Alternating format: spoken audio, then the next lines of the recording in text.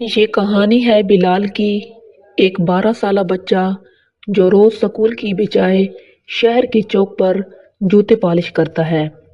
اس کے پاس پرانا سا ڈبہ، ایک برش اور بہت سی امیدیں تھیں۔ بلال کہتا تھا، میں لوگوں کے جوتے چمکاتا ہوں مگر ایک دن اپنی قسمت چمکاؤں گا۔ شام کو بلال گھر آتا تو اس کی ماں پوچھتی، بیٹا آج کتنا کمایا؟ بلال مسکرا کر کہتا، اتنا کہ کل پھر امید لے کر جاؤں۔ ماں ہمیشہ کہتی، بیٹا کبھی کسی کے جوتے چمکاتے ہوئے شرمندہ مت ہونا۔ یہ ہاتھ اگر حلال کے لیے اٹھے تو یہ سب سے خوبصورت ہاتھ ہیں۔ ایک دن ایک صاحب اپنی گاڑی سے اترے، مہنگا سوٹ، چمکتے جوتے اور ہاتھ میں فائل۔ انہوں نے بلال سے کہا، بیٹا جلدی پالش کر دو، مجھے انٹرویو کے لیے دیر ہو رہی ہے۔ بلال نے مسکرا کر کہا، جناب جوتے جلدی نہیں دل سے چمکتے ہیں۔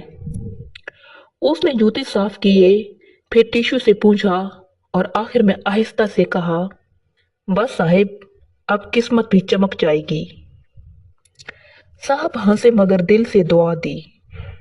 وہ انٹرویو میں کامیاب ہوئے اور اگلے دن بلال کے پاس واپس آئے۔ انہوں نے بلال سے کہا، بیٹا تم نے جوتے نہیں میرا دن چمکایا، آج سے تم میرے سکول میں پڑھو گے۔ بلال کی آنکھوں میں آنسو آ گئے۔ اس نے ماں سے کہا، امی آپ کی دعا نے میری قسمت پالش کر دی۔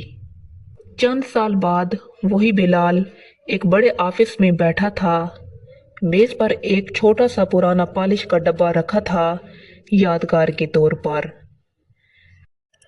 کبھی کسی کے کام کو چھوٹا مت سمجھو، کیونکہ وہی ہاتھ جو جوتے چمکاتے ہیں کل کو ستارے چمکا سکتے ہیں۔